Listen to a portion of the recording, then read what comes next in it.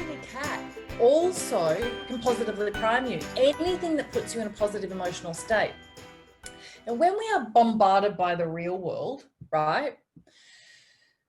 In being bombarded by the real world, there is so much negativity. When I explained to Sean Acor that I really understood the broaden and build theory by Dr. Barbara Fredrickson, and I had basically created something that would stimulate or activate a human into higher states. Now, some of us who are really esoteric things that's, all about vibration and about being in alignment with abundance and about our frequency actually improving. Yes. And scientifically, we can actually put people into these functional MRI machines and we can see inside their brains how their brains are operating when they're in these positive emotional states. And scientists actually have some ideas or some clues about how to actually make that happen so you can see what's happening inside the brain, right?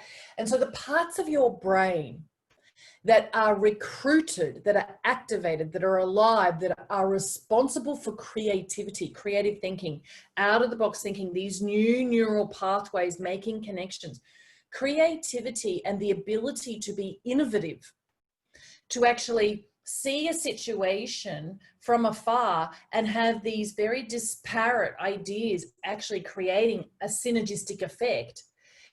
It's actually necessary that you're in a positive emotional state in order for that to happen, because without that positive emotional state, the brain doesn't work in such a way that the parts of your brain responsible for creativity, they're not all fired up. I want you to imagine like the New Year's Eve fireworks display. That's what's going on inside your brain in the area responsible for creativity when you're in a positive emotional state.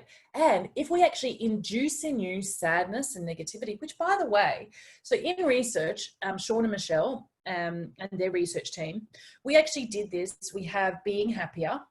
And then we created a couple of sessions, one that was neutral and one that was negative. And in terms of ethics in research and in terms of being responsible for what actually happens and before and after and what happens, what really are we accountable for if we show somebody a negative prime session? And how do we actually make sure that we've got the safety mechanisms in place? Because it's so powerful. We actually created a negative priming session with images of, guess what, the real world. Guess what? The stuff that you actually see in the news. Death, destruction, betrayal, murder, poverty, disease.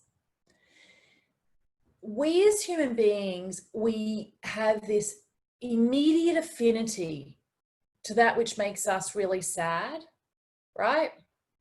Nadine, you're right, to go on a news diet. So this is the interesting thing about Michelle Gillen's Broadcasting Happiness book. She was actually one of those amazing people that you see presenting the news and current affairs on TV. She had a very high profile position, very influential, and she was based out of New York, and she was a young and beautiful broadcaster. And she met Sean Acor because she interviewed him when he was teaching at Harvard, the most popular positive psychology class, and was after the GFC. Michelle, after meeting Sean, who was soon to become her husband, actually left broadcasting and went and did the Masters of Applied Positive Psychology at the University of Pennsylvania with Martin Seligman, and one of the star students, and she graduated and she had the opportunity to do some research. And guess what the research was about?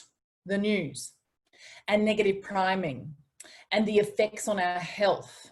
And it was alarming. And that actual research was funded by Arianna Huffington, who was still then the owner and the head of HuffPost.